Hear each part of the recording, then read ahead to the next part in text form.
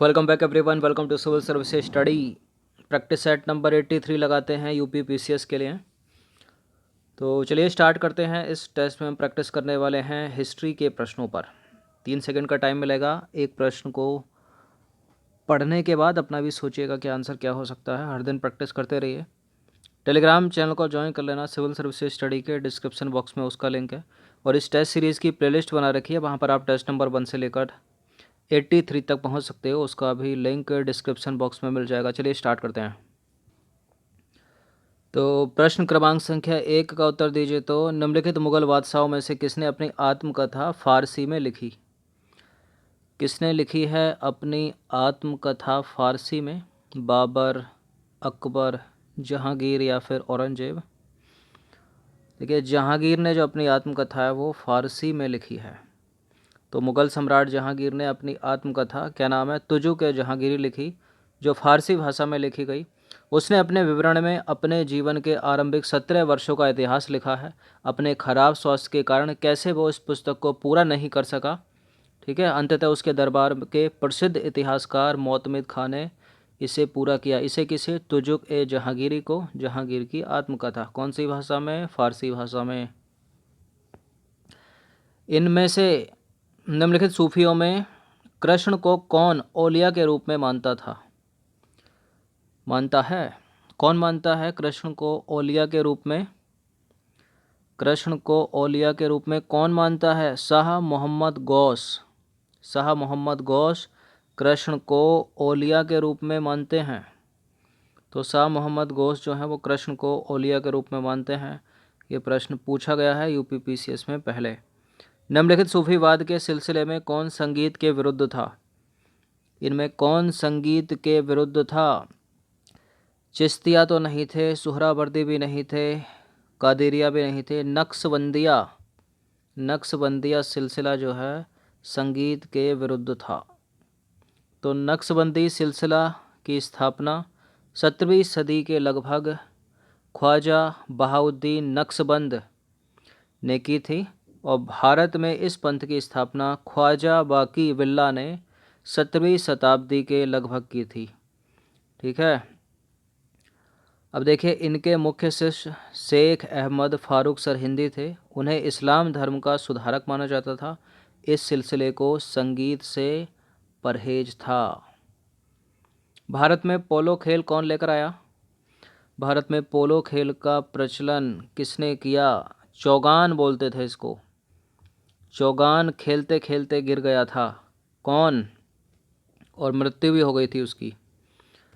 तो दो ये हैं बादशाह, एक चौगान खेलते हुए गिरा, उसकी मृत्यु। एक पुस्तकालय की सीढ़ी से गिरा, फिर मृत्यु। तो ये पूछ लिया था। तो तुर्क लेकर आए, तुर्क जो है वो पोलो खेल लेकर आए भारत में। तो भारत में पोलो खेल की शुरुआत तुर्कों के भारत आगमन से मानी जाती है। 1210 ईस्वी में गुलाम वंश का प्रथम शासक और भारत में मोहम्मद गौरी का उत्तराधिकारी कुतुबुद्दीन ऐबक ने पोलो खेल को खेलते समय घोड़े से गिरकर मौत के घाट चले गए। मृत्यु हो गई किसकी? कुतुबुद्दीन ऐबक की, पोलो खेल खेलते हुए।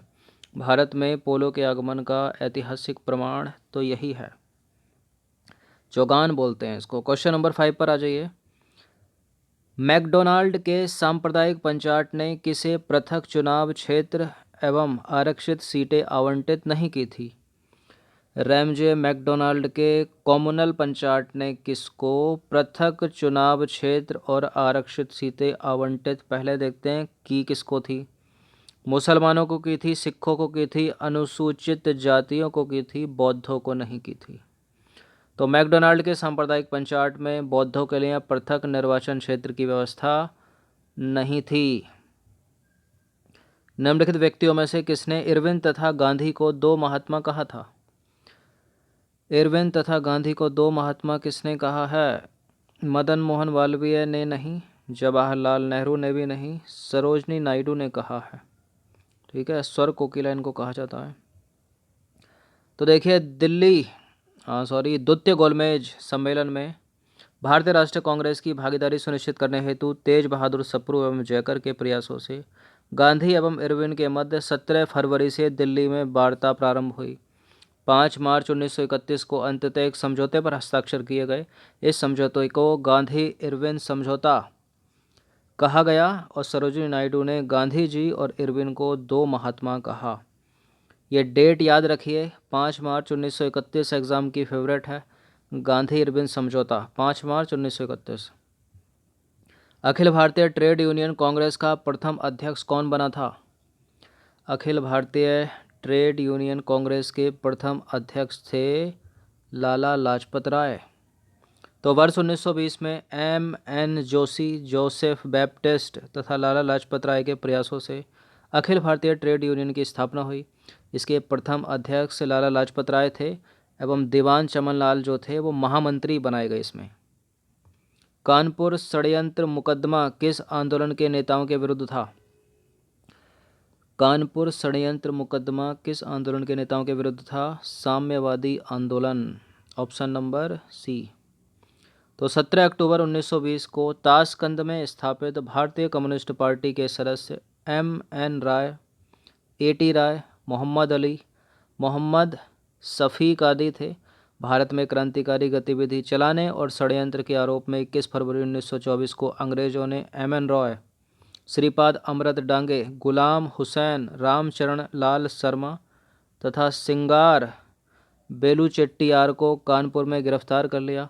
अंतिम रूप से मुकदमा नलिनी गुप्ता, मुजफ्फर अहमद उस्मानी और डांगे पर चलाया गया और चारों को 4 वर्ष की सज़ा मिली। तो आपको याद रखना है साम्यवादी, ठीक है।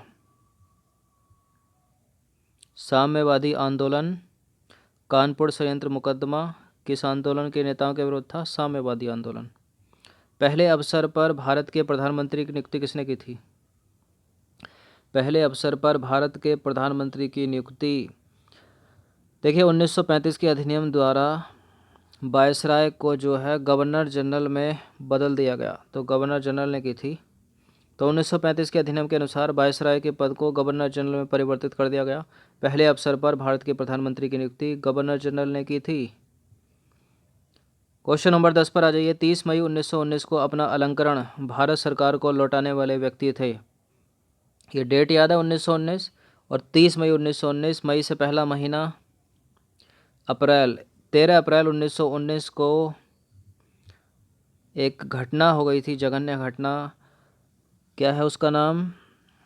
अमृतसर में जलियांवाला बाग हत्याकांड। तो रविंद्रनाथ टैगोर ने अपनी उपाधि लौटा दी थी। कौन सी उपाधि? नाइटहुड की। तो जलियांवाला बाग हत्याकांड के विरोध में रविंद्रनाथ टैगोर ने अपनी नाइटहुड की उपाधि जो है 30 मई 1919 को वापस कर दी। एक व्यक्ति थे सर शंकर नायर, उन्होंने गवर्नर जनरल की कार्यकारिणी परिषद से इस्तीफा दे दिया था। ये भी पूछ लिया जाता है। जजिया किसके द्वारा पुनः लगाया गया था? जजिया को हटाने वाला अकबर था और पुनः कौन लगा दिया? ये जो औरंगजेब आया वो लगा दिया। तो मुग़ल सम्राट अकबर द्वारा हटाए गए जजिया को औरंगजेब ने 1679 ईस्वी में पुनः जारी कर दिया। औरंगजेब के आदेश पर बनारस का विश्वनाथ मंदिर तथा मथुरा का केशव राय मंदिर तोड़ दिया गया था। थंबनेल पर प्रश्न पूछा है ये, उसका उत्तर आपको मिल गया होगा। क्वेश्चन नंबर 12 पर आ जाइए। मोहम्मद बिन तुगलक अपनी राजधानी कहाँ ले गया था? दिल्ली से कहाँ ले गया था? दिल्ली से ले गया था ये दौलताबाद, लेकिन फिर से जो है इसको दौलताबाद से दिल्ली ही लानी पड़ी। तो मोहम्मद बिन तुगलक ने अपनी राजधानी दिल्ली से देवगिरी स्थानांतरित की। देवगिरी का नाम जो है सुल्तान ने दौलताबाद रखा, परंतु अपनी असफलता को देखते हुए सुल्तान ने, मोहम्मद बिन तुगलक ने मतलब 1335 में राजधानी को पुनः दिल्ली स्थानांतरित कर दिया। असफलता है ये। लाल किले के निर्माण का श्रेय का अधिकारी निम्नलिखित में से कौन है? देखिए वैसे तो लाल किला आगरे में भी है, आगरे का किला बोलते हैं, लेकिन उसको लाल किले का नाम आता है तो दिल्ली में ही है, शाहजहां ने बनवाया, ऑप्शन नंबर डी। तो दिल्ली के लाल किले का निर्माण मुग़ल सम्राट शाहजहां ने करवाया था, जबकि आगरे के लाल किले का निर्माण, जैसे तो आगरे का किला बोलते हैं उसको, आगरे का किला अकबर ने और दिल्ली का लाल किला शाहजहां, याद रखना। शेरशाह का मकबरा निम्नलिखित में से कहाँ स्थित है? ये प्रश्न भी इम्पोर्टेंट है, इसको अधिकतर मैचिंग करने के लिए पूछता है कि कौन सा किसका मकबरा, या इस तरह से पूछ लेता है इनमें से किसका मकबरा भारत में नहीं है? तो शेरशाह का मकबरा जो है सासाराम में है, और हुमायूं का दिल्ली में, हुमायूं टॉम्ब। तो शेरशाह का सासाराम, सासाराम कहाँ पर है? बिहार में। झील के अंदर एक ऊंचे टीले पर निर्मित मकबरा है ये। हिंदू मुस्लिम वास्तुकला का श्रेष्ठ नमूना है शेरशाह का सासाराम में स्थित मकबरा। मकबरा बाहर से मुस्लिम प्रभाव और अंदर से हिंदू प्रभाव में निर्मित है। क्वेश्चन नंबर 15 पर आ जाइए, अंतिम प्रश्न है ये। निम्नलिखित में से देव समाज का संस्थापक कौन था? सीधे सीधे याद रखिएगा, देव समाज के संस्थापक थे कौन? कौन थे? शिव नारायण अग्निहोत्री या फिर रामकृष्ण परमहंस? रामकृष्ण परमहंस तो थे नहीं। तो देखिए, देव समाज की स्थापना की थी शिव नारायण अग्निहोत्री ने। कब की थी? 1887 में। तो 15 प्रश्न थे ये हिस्ट्री के, जो पहले पूछे गए हैं यूपी पीसीएस की परीक्षा में। इनकी एक बार प्रैक्टिस कर लेना, रिवीजन कर लेना। धन्यवाद। देखिए, जो भी स्टूडेंट आरआरबी एनटीपीसी वाले हैं उनके लिए एक टेस्ट स्टार्ट हुआ है रिवीजन के लिए, आप उसको देख सकते हो। बहुत सारे स्टूडेंट का एग्ज़ाम हो गया, लेकिन बहुत सारों का बाकी है। ठीक है।